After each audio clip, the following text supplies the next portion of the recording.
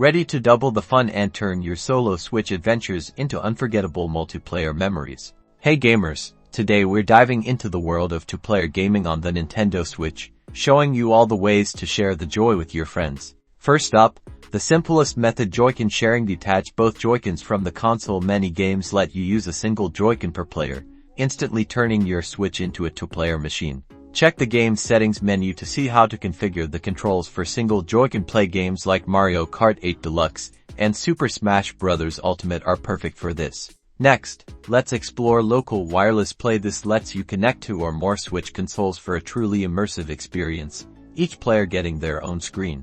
Most games that support local wireless have a dedicated option in their main menu or multiplayer settings. Simply select local play, have everyone join the same lobby, and you're ready to go. Keep in mind each player needs their own copy of the game. Finally, let's talk about online multiplayer. With a Nintendo Switch Online subscription, you can connect with friends and players from around the world.